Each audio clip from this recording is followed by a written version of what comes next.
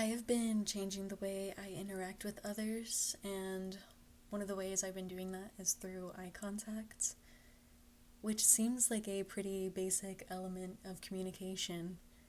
But as we know, the eyes are the windows to the soul or whatever, but there's some heavy implications with eye contact, and there's a lot that can be said with that. I've been reflecting on how I have handled eye contact since a young age and kind of adjusted to what I want to do now and how I've noticed that eye contact specifically influences people's relationships with me or the energy that I give them or that they give to me. In the past, I've been loosh farmed. I have been freaking looshed by whether it's like normies or just people with like bad intentions, ill intentions. And one way that has been done is through eye contact because I grew up feeling like I needed to hold somebody's gaze for the whole duration of a conversation or just smile at strangers. Not even smile, but just like, I'm aware of you. Like, that stare? Too much eye contact can make people feel like they have access to you or that you deeply care about them. And I mean, that is usually what I was trying to convey, especially in a conversation, was interest in what they were saying, even out of politeness, which is where things go wrong. When you do things out of politeness and you don't have the energy for that, or it's like, I'm also, apologies in advance, I'm going to say energy probably a lot, and I'm sorry, I can't think of a different word for that. But when you feel like there's a misalignment and you're kind of just giving people more of yourself than they are to you.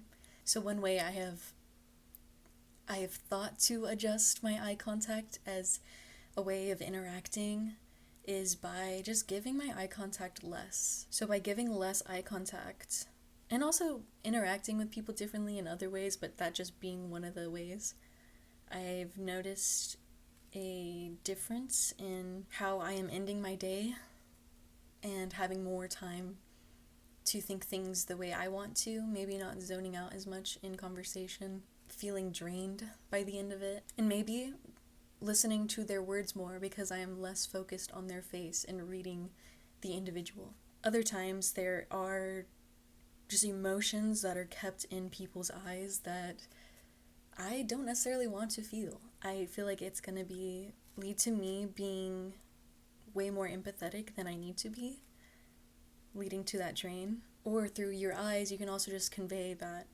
you want this person to keep talking to you about the same things. You want to keep having similar interactions.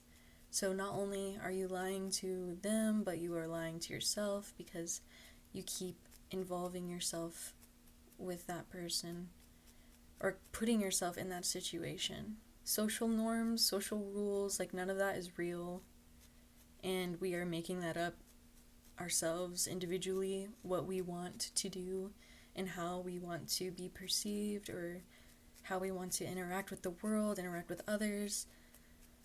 What we have the capacity for is all unique to each individual, and what you need and what you desire are all separate things. So I have been practicing neutrality, and I feel that that is key. Neutrality is basically like a key to stopping a cycle of mirroring others and being yourself, your true self, and that allows you to elevate yourself and access higher levels of consciousness as well. So when it comes to Loosh, I like to look at it as like we are both the emitter and the consumer. We do both. We receive, we gain, and we are like a constant source of it, really. We're just kind of generating that force, that energy. I would compare it to the nature of the Ouroboros, just constantly eating itself. I guess that is if you are in like a unawakened state.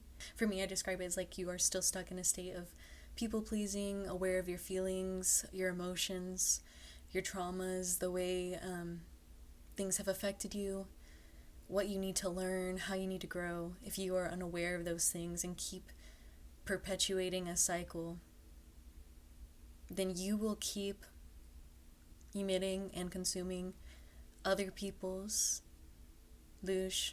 Keeps going and going. It's like when you think of what is created cannot be destroyed. I just think everything is recycled and repurposed, and feelings can be put onto you. People's desires, people's hedonism. By the way, I'm making something here. I'm making something. I am stabbing the wool because I am making something. I'm not quite sure what I'm making yet, but it will be something. Hopefully by the end of this, if not another time, it will be something. I just more so need something to do with my hands, because what am I supposed to do? Just sit here and stare? Like, I think I just explained that I'm trying not to do that. And I guess the phone is not a soul, but it kind of feels that way sometimes, especially with the way like technology is advancing. Back to neutrality. It is good to express your emotions and to communicate with those that you feel are like worthy of that communication, that you feel are like have good intentions with you. I think experiencing love and just pure connection is very beautiful, and that kind of is the purpose of living life. Aside from like creating and evolving, I do think it's very helpful with evolving yourself. A lot of people have wisdom, and sometimes that can help you to get to where you need to on a different level. But one thing I notice about having like connections with people is people just get really weird when you bring up like depressive states or like melancholic episodes that you have. It's like a very shameful thing to bring up. It just invokes like a pity. Like people end up like presenting pity for you, or you can just see the way they look down on you after you mention something like that. And that's just, coming from a place of honesty and truth. I think it's very human to experience those feelings, and it's necessary in order to process things you have experienced, process feelings in general. But when they give you a shame or they discourage you feeling those things, they want to brush over the topic really quickly, or just give you like a half-hearted like, well, sorry about that, buddy, do better. How about you do this? How about you, oh, you're just not doing enough of this and you're not doing that. Like I said, it's like a shame cycle. Like they enjoy like that kind of that you're suffering. They're like, yes, let me give you advice on how you actually suck. And that could not even be the case, but it's not like you're going to say to them like, oh, no, actually I do this and I do that too. And, oh, this is how I feel about this. And, if that person's not going to hear you, they're not going to hear you. And that's basically what I'm trying to get at is you have to discern who is going to treat you that way. And if you want to keep interacting with them, and if you are like forced to like still stay into like a connection with this person, you have to learn how to like kind of walk around that. And I'm not saying like walk on eggshells or anything. You can just be neutral. If they were open to a conversation on this, they might respond this way or that way, but instead they chose this, and it shows that that door is kind of closed. And it may not always stay closed, but it's kind of up to you whether or not you want to like keep pursuing, because it is necessary for you to experience your feelings and address them like with honesty and love and compassion for yourself, even the negative ones. These emotions are meant to be examined because they're part of the human experience, and because if you don't, like, that will just build up into more like rage, pity, just victimizing yourself, despair. And those things are so easy to feel already if you want to pay attention to everything going on. Like, that's already very much how we are inclined to feel, even from like a worldly perspective. Separating yourself and your state of being from those, from others, from those even close to you. Like, you cannot rely on others. At the end of the day, you go to bed with yourself. And if we're lucky, you meet other people. If you guys can both replenish each other and be there for each other, those are the people that I will have eye contact with. Once I know this person means well And I can give them this positive, I can give them my good loosh, and they can give me back theirs. And we just kind of keep elevating each other. And that is what I would consider actual connection and building that with other people. It's like an equal give and take. That's when you can take that and apply it to your desires and creativity. I guess I think it's because of like the spirituality, even just like religious talk of energy. I don't really like saying that word, which is why I was like, sorry, I'm probably gonna say that a lot, but I just like it's a word that it's truly just been it's been used and abused at this point by these communities. But I really like Robert Monroe when he was speaking on the loosh. I think that that's a great term, and ever since I've heard it, that has become a new part of my vocabulary. And I'd much rather say loosh than energy. Monitoring my eye contact, though, has been quite the blessing, especially in a place like a workplace.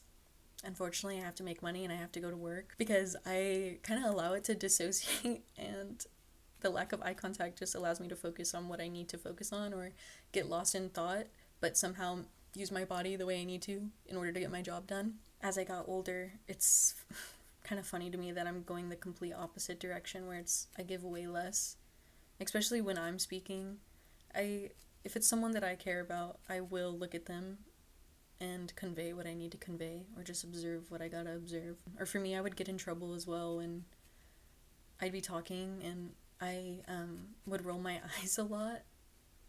And in communication, I would roll my eyes, except I wasn't aware that I was rolling my eyes. Usually I was just thinking about things they were saying or thinking about something I was saying, but I'd be perceived as rude. So another way that eye contact has forced someone's negative energy on me because they perceive me wrong, which is okay, that's on them. But even if someone were to perceive me wrong for that now, I would kind of just laugh it off and not take it to heart. Whereas before, especially as like a kid figuring stuff out, you don't, you think, oh God, I do that? I hurt your feelings? I'm evil now. Needle felting is so funny because occasionally you just like stab the shit out of yourself.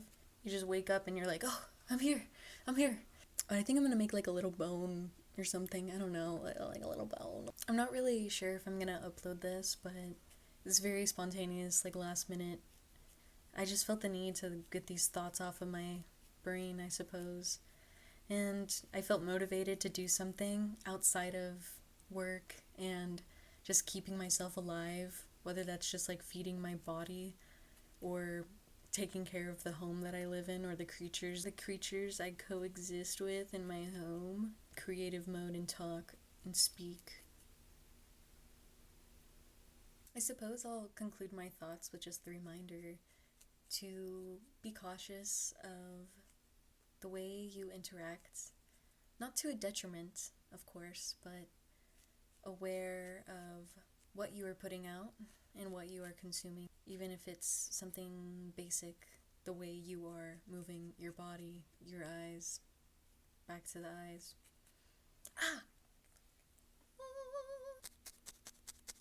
I am on the last ball. I fear that I might have made it too big, but I'm gonna make it work. Also with eye contact, the way you can see people's intentions or perception, by reducing that, I have felt like, oh, maybe I'm being less aware of my surroundings, especially when it comes to strangers. But I realize it's like when you, like someone that is just blind, your other senses get more refined. And I realize that that's also kind of how it's been for myself, is I can now just kind of feel when someone feels a certain way or maybe doesn't align with me without having to like stare into their soul. You can just walk by somebody and know, like you may even glance back because you're just like, what the hell was that? I conveyed that the best that I could, really. Especially as a woman, I feel like making eye contact is kind of a formality or just a respect thing. But if you're like me and you don't really enjoy authority figures or people feeling that they just automatically have an authority over you and that you have to respect that out of fear of this person, that it just doesn't really apply to you, then it does make it easier to acknowledge that something like eye contact is a way of doing that as well, and the way of upholding someone's position over you, really. And I say as a woman because I think men can usually get away with maybe not following certain societal norms as much because he's just an alpha Chad, he's just a, look at him, he's doing his own thing, Sigma, yeah, okay, Sigma, bruh. I'm Sigma too, and you can get away with this. You're getting away with this, but I can't. I'm gonna get away with it. Actually, I will backtrack and say men can get away with it with women, but with other men, that's like a different story. There's definitely like a power dynamic there that I have seen, at least with like working with mostly men. It's like the way they interact with, I could go off about that. Real bonehead hours. I'm thinking of adding like one of these clips onto the back of it, and it can be like a little like or something. Oh, well, if you're still at this point, you're a real dog, so